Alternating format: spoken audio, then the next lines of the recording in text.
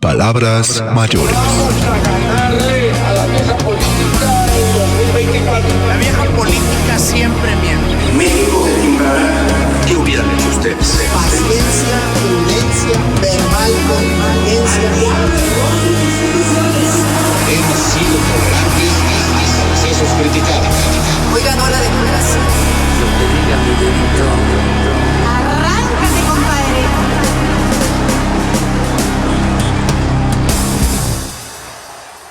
Si tú tienes entre 25 y 40 años, seguramente te sientes parte de la generación sin casa, sin terrenos, sin pensión.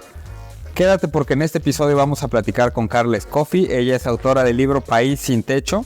Es un libro muy interesante y encuentras desde anécdotas como el Tren Maya, como desarrollos en Monterrey, e incluso un capítulo, un apartado muy interesante del legendario barrio de La Huaca en el puerto de Veracruz.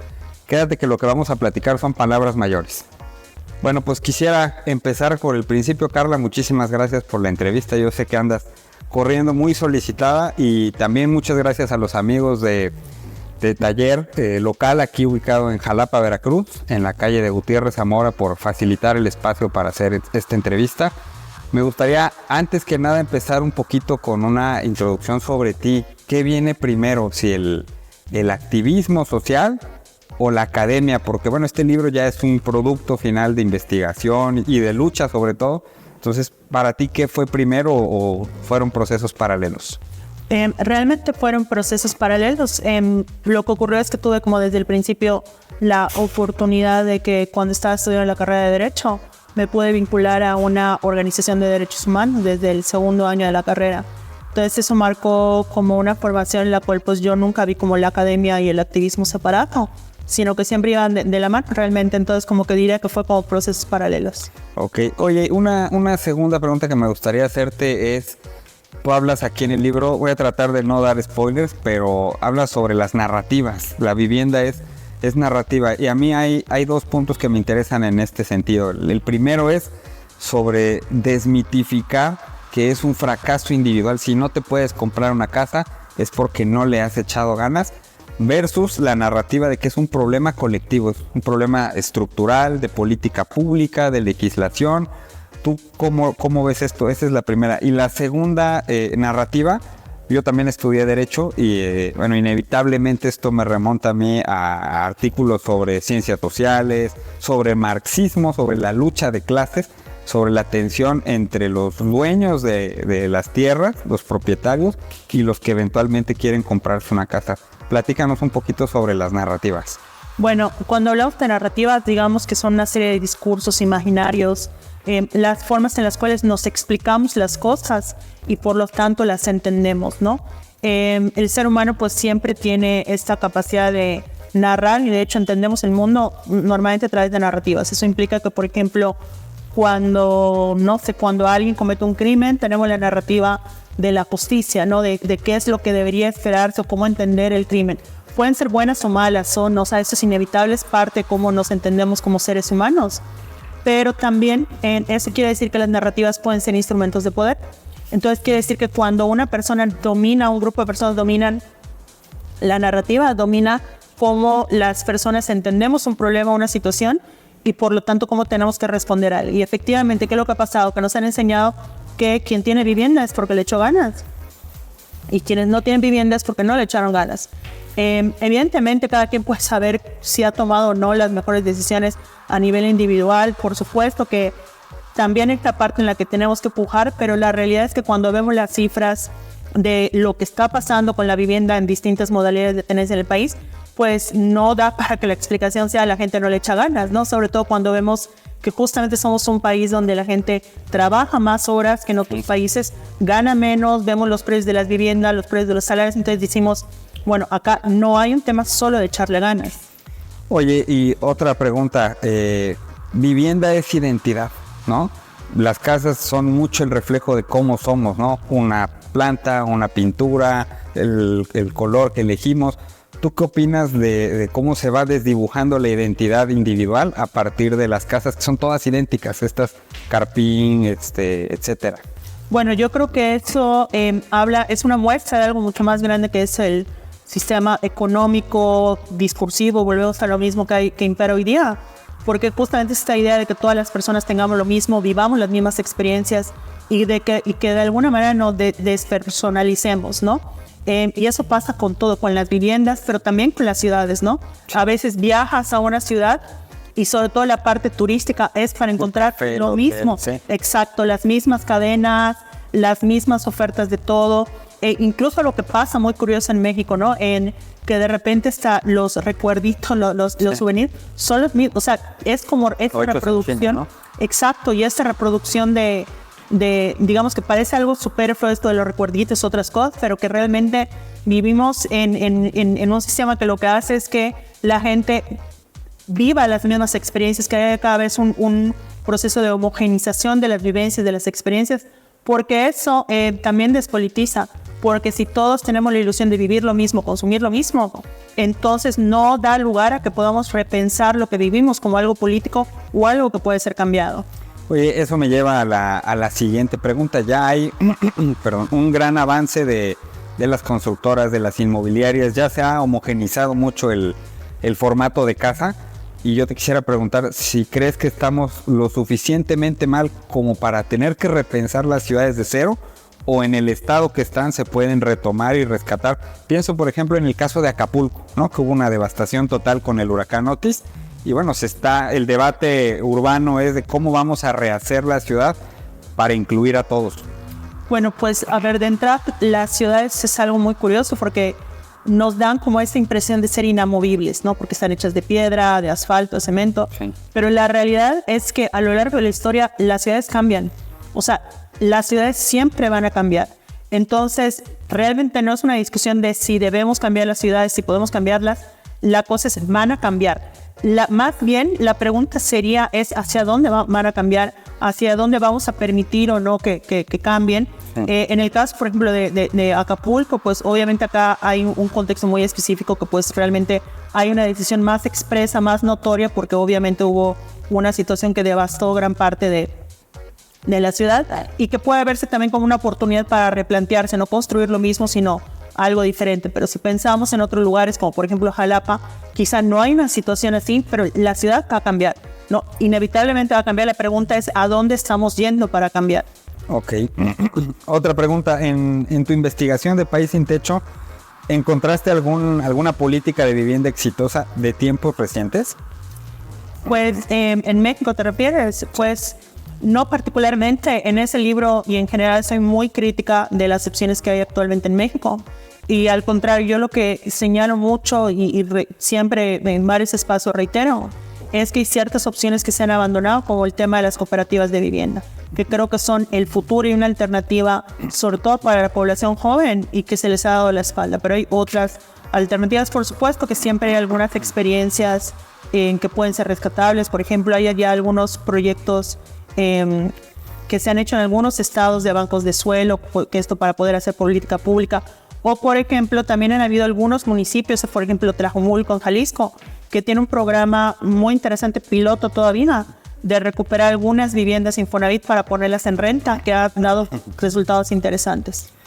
Oye, bueno, indudablemente el tema del desarrollo de la vivienda no se puede entender igual en una ciudad que en otra, ¿no? Hay muchos factores que intervienen en ese sentido. ¿Cómo crees que deba ser la búsqueda de la vocación de la ciudad? Por ejemplo, pienso en tres grandes rubros, aunque puede haber más, ¿no? Ciudades turísticas, que yo creo que son de las que se ven más afectadas, o grandes ciudades como Monterrey, como la Ciudad de México, o incluso haciendo un contraste muy grande en el medio rural. ¿Cómo se puede pensar esta vocación y en función de ello cómo se puede desarrollar? Bueno, es que justamente por eso creo que una política de vivienda tiene que ser diversa, sobre todo porque cuando hablamos de vivienda adecuada, mucha gente pregunta, ¿pero adecuada para quién? Pero justamente este es lo importante, que cuando digas vivienda adecuada te tengas que preguntar para quién, y por lo tanto, al responder ese para quién, ves cuál es la alternativa y la opción que mejor se acomoda. Es decir, no son las mismas necesidades ni por geografía, ni por clima, ni por adecuación cultural, pero tampoco por ejemplo, etapa de la vida, no la misma necesidad de vivienda que tiene, por ejemplo, un joven que viene a estudiar a Jalapa, que probablemente después de estudiar a lo mejor se regresa a su estado, que puede ser transitorio, o la que puede tener una persona adulta mayor, la que puede tener una pareja que recientemente están viviendo juntas. Una familia grande. Una ¿no? familia, exacto. Entonces, frente a esto, evidentemente no podemos hacer una política para cada persona, pero sí podemos hacer una política diversa de tal manera que sea como un menú y que las personas podamos ver como varias opciones y sobre eso ver cuál es la que mejor se acomoda a nuestro contexto. Entonces no hay como tal una solución, ¿no? No hay una receta que sea así lo Para nada, no. De hecho, no hay una solución a este problema, hay soluciones. Y lo digo porque normalmente cuando planteas una solución te dicen, pero eso no va a cambiar todo ni va a solucionar todo porque Por supuesto, al contrario, yo creo que si vamos a hablar de estos temas hay que asumirlo. Una solución, una panacea no existe. Hay soluciones, o sea, por ejemplo, yo le meto mucho ahorita el tema de cooperativas de vivienda. Ahora, ¿eso va a solucionar todo? No, yo creo que es una de las soluciones y digamos, le apuesto mucho a ella, pero se necesitan otras cosas, desde mejorar los instrumentos de planeación urbana, desde, por ejemplo, una política de suelo, el tema de los materiales, entre otro tipo de cosas. Bueno, esto me lleva a otra pregunta, que es el tema de la cohesión social, ¿no? El tema del tejido social. Ya hablábamos ahorita, o escuchábamos ahorita en tu plática, que el gran ausente es la participación ciudadana, ¿no? La desinformación sobre este tema y el individualismo, ¿no? Yo quisiera que tú me dijeras, ¿tú qué opinas de estas redes de vecinos que se dan? Que creo que en principio son muy buenas porque promueven la seguridad en la comunidad y eso, pero que desafortunadamente hay una tendencia a que se tuerzan y termine habiendo grupos como de autodefensas urbanas. No sé si te habrá tocado ver casos, principalmente en el Estado de México, los he visto yo, donde hay linchamientos a ladrones, donde entre más se fortalece este tejido, más se va ausentando el Estado. Es como un incentivo perverso, ¿no? Bueno, pues desconozco el caso concreto, habría que ver como cada contexto para ver en general. El tejido social es importante. El tejido social ni siquiera implica que no haya conflictos o que siempre ese sea como una cuestión idílica. Yo creo que lo que menos debemos hacer es romantizar las cosas urgentes, o sea, todas que son valiosas y que debemos luchar por ellas y por lo mismo no romantizarlas, pero la cohesión social sí que es necesaria. Ahora, la cohesión social también requiere que haya otro tipo de situaciones que puedan ayudar precisamente a que no haya como... pues sí, o sea, digamos, va a ser más bien me parece que la cohesión social, el tejido social, la organización es la base para afrontar los problemas, pero no quiere decir que solo por ella vamos a resolver todos los problemas. Sin embargo, sin el tejido social, sin esa organización social, no vamos a solucionar nada. Ok, oye, y bueno, hablando de equilibrios un poco, desarrollar vivienda casi siempre es destruir medio ambiente. ¿Cómo se puede conciliar, cómo se puede mantener este justo medio para satisfacer una necesidad que es evidente para una generación completa y al mismo tiempo tener cuidado del medio ambiente? Bueno, efectivamente esa es una gran pregunta porque en general no se trata solo de la vivienda, sino qué hacemos para vivir como especie sabiendo que tenemos un impacto inevitable en el medio ambiente y de qué manera mitigarlo, reducirlo o incluso hasta se ha hablado de esto del decrecimiento. En el caso de la vivienda, creo que la pregunta sería ¿qué no debemos hacer para garantizar ese objetivo?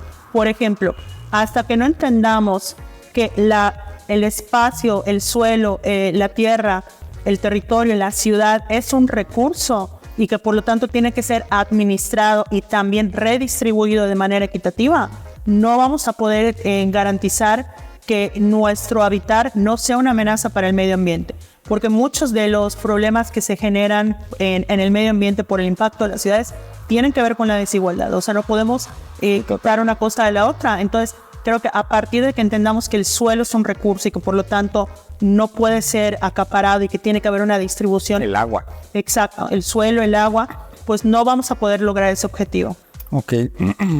Oye, y bueno, una paradoja que a mí se me hizo muy interesante ahorita que te escuchaba, es hay una sobreoferta de vivienda y al mismo tiempo hay una necesidad que no ha podido ser resuelta para esta generación, que es el tema de la vivienda. ¿Cómo te explicas tú esta paradoja, este absurdo de que hay más viviendas de las que se necesitan y al mismo tiempo hay una enorme cantidad de personas que no pueden acceder a ella? Es un tema de mal diseño de política pública, es un tema pues no me gusta usar ya esta palabra, más en este sexenio de neoliberalismo, ¿a qué se lo atribuyes tú? Bueno, concretamente, pues una persona fue la que comentó esto de lo de la oferta de vivienda en Jalapa. Desconozco el caso concreto, pero lo que sí podría aportar a esa reflexión sería, actualmente en México hay aproximadamente un déficit de 9 millones de viviendas, ¿no? Es decir, necesitamos construir 9 millones de viviendas. Pero al mismo tiempo, cerca del 80% de las personas que buscan comprar una vivienda buscan una vivienda económica. Uh-huh. Pero al mismo tiempo, la vivienda económica es apenas el 15% de la vivienda que se está construyendo. Entonces, ¿qué es lo que ocurre? No es solo una pregunta de si hay muchas o pocas viviendas, sino qué viviendas, para quién, ¿no? Es decir, porque si se sigue construyendo únicamente para el sector alto, pues la gran demanda de vivienda no se está satisfaciendo. Hay muchas personas que aseguran que conforme más se garantice la vivienda de los sectores altos, más va a bajar el precio de la vivienda en otros sectores. Esto me parece un poco incompleto e ingenuo por varias razones, empezando porque esa valoración hace un lado el hecho de que también la vivienda ahorita es un activo financiero, además de que no, pues los datos no indican que el gran déficit está en los estratos altos. Sí, eso tiene un poco que ver con lo que mencionas en tu libro, ¿no? Del derecho a la vivienda está más entendido como poseer algo que dónde estar, ¿no? Bueno, yo así lo entendí, me gustó mucho esta frase. Y a propósito de ello, entonces, en tu opinión, ¿Airbnb ayuda o perjudica? Que muchos dicen, bueno, es que es un ingreso extra, a nadie le sobra el dinero, es mi propiedad privada, pero al mismo tiempo sí genera fenómenos adicionales como la gentrificación, el encarecimiento de la vivienda. ¿Tú qué opinas del caso concreto de Airbnb? Yo lo que opino es que la desigualdad es lo que afecta. O sea, Airbnb no es el origen de todos los problemas. En la mayoría de las ciudades no es el principal problema. Creo que es un problema porque no está regulado y sí está disminuyendo la oferta de arrendamiento en varias ciudades. Pero me parece que no es un tema de Airbnb en sí, sino que tiene que ver más con la desigualdad y con las omisiones históricas que han habido en materia de vivienda, incluyendo la capacidad del Estado de entender la política de vivienda no solo como una política de crédito, sino también de planificación urbana, porque el tema de Airbnb es planificación urbana, es decir, cómo garantizamos que ciertas zonas de la ciudad no se despoblen o bien que sigan teniendo una oferta para arrendamiento a largo plazo. Otras ciudades así lo han entendido, París, Barcelona, y han adoptado medidas para regular Airbnb. Entonces, digamos que sí, que Airbnb está teniendo un impacto, pero más allá de solo centrarnos en Airbnb, preguntémonos por qué está siendo un gran problema, y es cuando vemos las ausencias, volvemos a las narrativas, el cómo el Estado se entiende a sí mismo y entiende cuál es su papel frente al derecho a la vivienda. Bueno, y este es un tema que está íntimamente relacionado con la crisis de ciudad, ¿no? Ahí leía yo también que hay un concepto en la Constitución de Nuevo León del derecho a la ciudad, pero pues, si tú ves casi cualquier ciudad, son espacios muy hostiles para habitarlos, ¿no? Las paradas de camión que no tienen a veces ni dónde guarecerse de la lluvia, independientemente de las bancas de los parques, no hay lugares en los que te puedas sentar y que no estés expuesto a algún peligro, ya por no hablar de fenómenos como la violencia, ¿no? La inseguridad, el tema del alumbrado. ¿Cómo se puede conciliar tener una política de vivienda más adecuada, que es la que está haciendo falta, con una ciudad más amigable para tus habitantes? Bueno, realmente me parece que es una misma discusión, son dos caras de una misma moneda. No puedes hablar de vivienda sin ciudad y de ciudad sin vivienda, ¿no?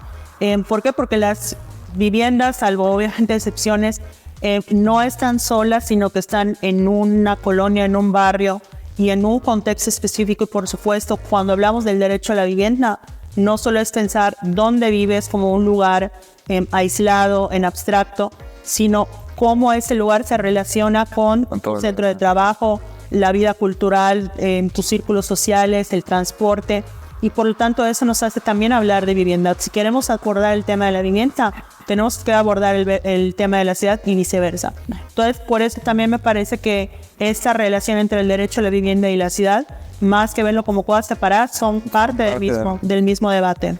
Oye, y a ver, otra pregunta, que vienen dos casi en una, son una provocación. La crisis de la vivienda, que es una crisis ya actual, ¿no? La gente que tiene ahorita entre 25 y 40 años la está padeciendo, pero no sé si lo peor apenas viene. La crisis de la vivienda es como la crisis de las pensiones, donde apenas vamos a ver lo peor, o estamos en el peor de los puntos. o vamos ya mejorando? ¿Tú cómo crees que estamos? No, yo creo que ahorita estamos mal y se puede estar todavía peor. O sea, creo que la situación pinta para que la tendencia sea cada vez más agravada en los próximos años. Sobre todo a mí me preocupa lo que ya vemos, ¿no? Pero pensar en las nuevas generaciones que lo van a tener cada vez más complicado si no se toman medidas a tiempo, ¿no? Si no se aborda como una prioridad para los 3 órdenes de gobierno, para la misma sociedad, etcétera. Entonces, yo creo que estamos mal, creo que ha empeorado en los últimos años de manera muy significativa. De hecho, por eso llama la atención el tema, por eso vemos que se está hablando más del tema, pero creo que todavía para nada hemos topado fondo. Ahora, a ver, a propósito de eso que tú decías, también a mí me llama mucho la atención. Es algo que muchos padecen o padecemos, pero no es un tema que esté permeando en la clase política, ¿no? Se habla mucho del cambio. El cambio es un concepto permanente, ¿no? En las campañas, y ahorita lo vamos a volver a ver, ¿no? Ahorita se habla mucho de una transformación épica, en otros partidos se habla de rescatar la república, de cosas mucho más abstractas, pero esto que es un tema muy tangible, material y visible, ¿por qué no es parte del discurso prácticamente de ningún político, de ningún partido? Bueno, al final del día los políticos también reaccionan a las exigencias sociales y creo que también allá, por eso yo insisto mucho en la capacidad de politizarnos con el tema, no para dárselo a un partido en particular o algo, sino para hacerlo de agenda pública. Un poquito como pasó con el movimiento feminista, el movimiento LGBT, el movimiento indígena, entre otros. Pero creo que sí estamos en un momento que se está construyendo eso. De hecho, me llama la atención que cada vez son más los políticos, sobre todo locales, que vemos que empiezan a tocar el tema. Incluso yo ya escuché a... Es un tema muy local, ¿no? Sí, pero incluso ya escuché a 2 personas que están ahorita en la contienda presidencial que hicieron una mención al tema del derecho a la vivienda en 2 ocasiones, lo cual me parece que puede ser una señal de que ahí se va posicionando, y creo que es una oportunidad para que exijamos que en estas elecciones, independientemente a quién apoye cada quien y si votan o no votan, garanticemos que sea una exigencia y un tema en la mesa pública. Ok, y bueno, ya para terminar, me gustaría que me dieras una opinión de Jalapa. ¿Cómo la ves desde el punto de vista urbano, más allá de la calidez con la que yo espero que te hayan recibido? ¿Qué te pareció la ciudad, el diseño, el tema de vivienda? ¿Qué viste? Bueno, como experiencia meramente directa, pues me parece muy bonita. A mí la verdad me encantó.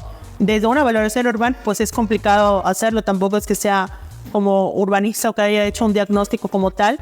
Pero lo que sí puedo decir es que de los comentarios, vivencias, pláticas con mucha gente que en las distintas actividades que tuve acá con el colectivo Bruma, fue precisamente el darme cuenta que una de las preocupaciones que veo que son más latentes en la gente de Jalapa es la que tiene que ver con el medio ambiente, los bosques alrededor, el impacto medioambiental que también se relaciona con el tema del agua, la desigualdad, por supuesto el aumento de las rentas, entre otros factores, ¿no? Entonces me parece que es una ciudad que quizá a lo mejor no está en el punto más crítico comparado con otras ciudades, pero que sí está enfrentando ciertos temas que si no se atienden y sobre todo si no se apropia a la gente como un tema político, pues pueden irse agravando.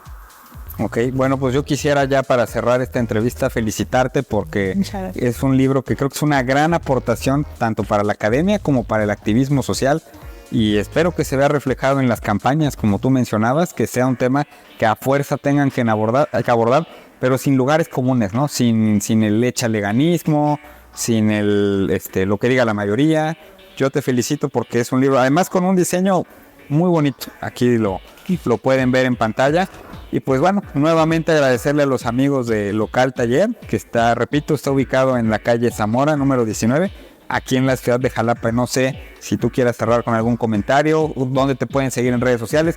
Tú eres una celebridad, entonces ¿dónde te pueden ver? Bueno, Anita, pero claro, ¿no? O sea, si alguien gusta acompañarme en estas reflexiones en redes sociales, estoy en TikTok, Instagram y Twitter, @Carla Escoffier, como es mi nombre, Carla Escoffier con WF. Y pues les invito también a comprar el libro, que lo lean y sobre todo que pues espero que pueda aportar las reflexiones en Jalapa o de donde sean. Bueno, pues sería todo. Muchísimas gracias. Nos vemos en la próxima ocasión. Hasta luego. Gracias.